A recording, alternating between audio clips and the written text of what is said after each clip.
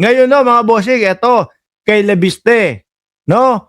Chismis daw sabi ng gobyerno PWH Undersecretary Catalina Atras ko chismis daw yung mga pinaggagawa ni Lebiste, which is tayo naman mga kababayan, mga boss chipamo sir, ganun din ang iniisip natin. Ilalabas ko yung dokumento. Tapos ito, yung Pasko, pagka po may mangyari sa akin, ganito, ganyan, sabi ko po sa nanay ko, ilabas. Labas agad dapat yan. Ngayon, pumapasok sa isip namin, baka minamanipulan nyo pa yan. Kaya hindi nyo mailabas-labas. Baka pinipilit nyo na isaksak o ipasok yung mga pangalan na hindi naman dapat na nandyan. O di po ba? Kaya nga sabi nung iba, mukhang malabo at hindi po pwedeng gamiting ebidensya yung yung ilalabas ni Lebiste. Siyempre pwedeng dagdagan nila yan. Chismis ang turing sa ngayon ng palasyo sa tinaguriang Cabral Files na inilabas ni Congressman Leandro Leviste. Ayon naman kay Leviste, si dating DPWH Undersecretary Catalina Cabral mismo. Hindi, sabi inagaw daw.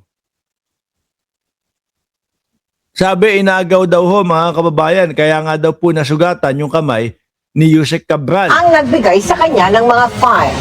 Ang laman ng umano'y Cabral Files sa pagtutok ni Tina Panganiban Perez.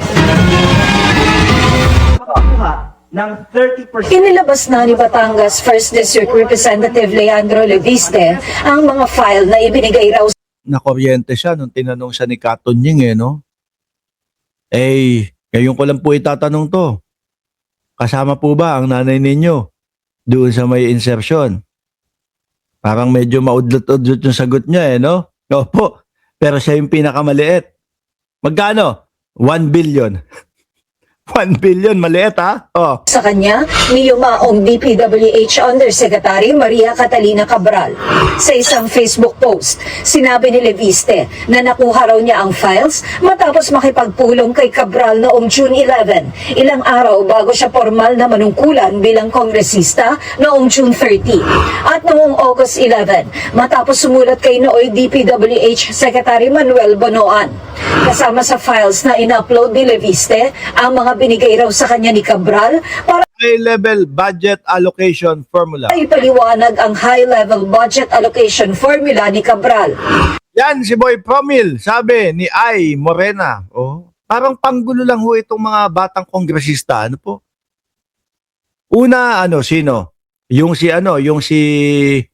Miao Miao. Wala na. Laos na.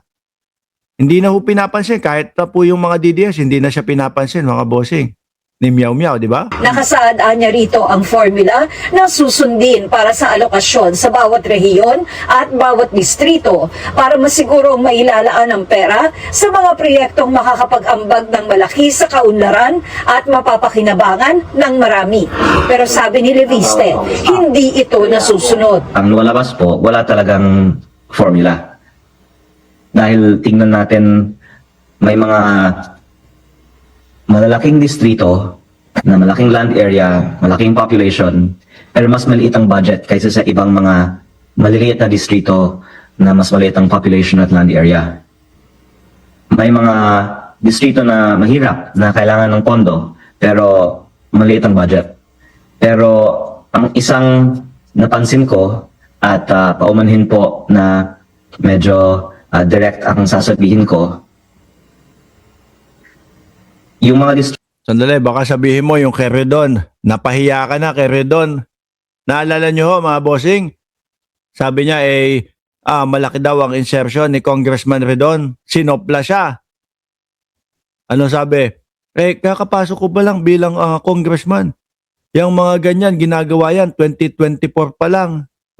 Dito na may maraming contractor, yun po ay mas mataas ang kanilang mga allocable budgets. Sa isang kasunod na post, inilabas naman ni Leviste ang binigay raw sa kanya ni Cabral na 2025 DPWH budget per district summary. May nakalagay ritong net restored na mahigit 401 billion pesos. Sabi ni Sir Johnny Manuyag, Sir Mark, takado ako sa listahan ni Congressman Leviste. Parang paepal at bakit ngayon lang siya nagsalita katatapos lang matigok ni Cabral. Alam nyo mga kababayan, sa tagal po na hawak niya na yan, hindi po malayong isipin ng ating mga kababayan na pinag-e-edit niya na din yan. Pinagsasalpakan niya na din ng kung mga ano-ano yan para lang po doon sa mga kalaban nila sa politika ho, mga bossing. No? Ang net restored po ang taon-taon Ngayon, yung nanay niya, nawalan na ako ng tiwala doon sa nanay niya. Kung maalala niyo ho, mga bossing, no? Kakaupo pa lang ni Pangulong Bongbong Marcos, yung nanay niyan, ang pinagtatanggol sino?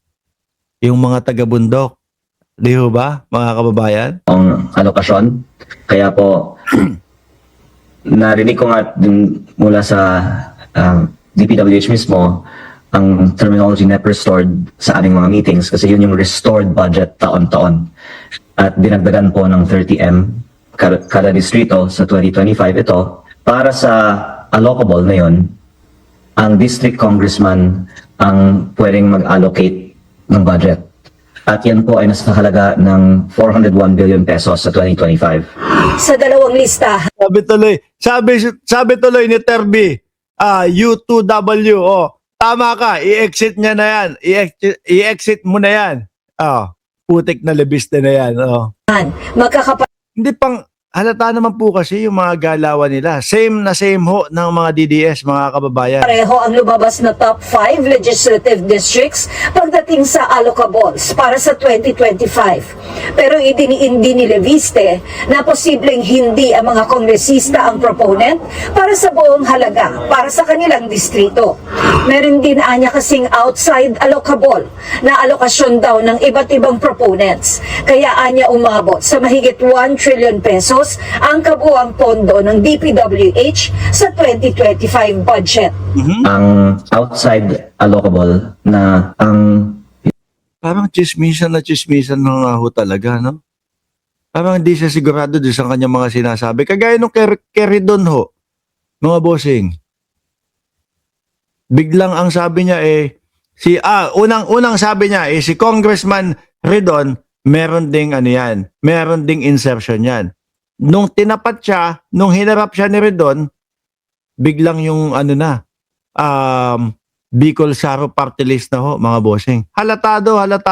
nalalabas ay ang DPWH ang nagde-decide ng alokasyon ay actually binubuo ng mga proyekto na ang proponent ay mga tao sa labas ng DPWH. Kabilang po doon mga cabinet secretary, undersecretary, at mga pribadong individual.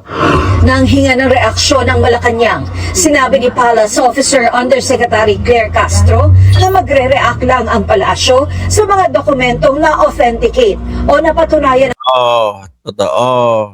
Panumpaan na kasi, di ba? Panumpaan na. totoo ng DPWH.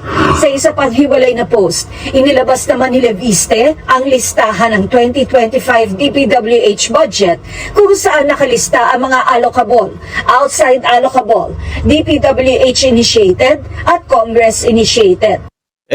Carlo Bersola, ang problema naman sa mga DDS, kapag inimbestigahan, iyaang si Leviste ang sasabihin naman niya mga yan. Ayan na, sinisikil na ang karapatan. Ayan na, tinatakot na si Leviste. Ganun naman ang sasabihin niyan. Ganyan ho kasi ang style ng mga DDS, mga boss. Ano po? Babanat, yung mga banat nila may sablay, yung mga banat nila hindi katotohanan.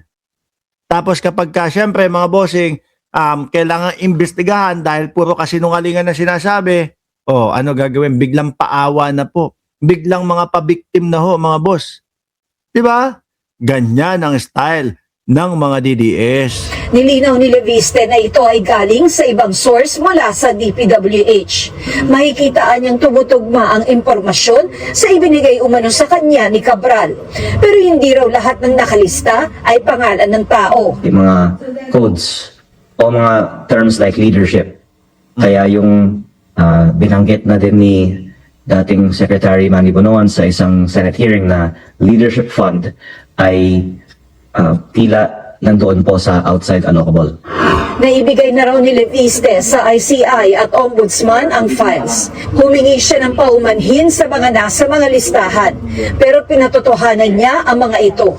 Tinataya ko ang buhay ko. Baka naman dinagdagan mo na yan.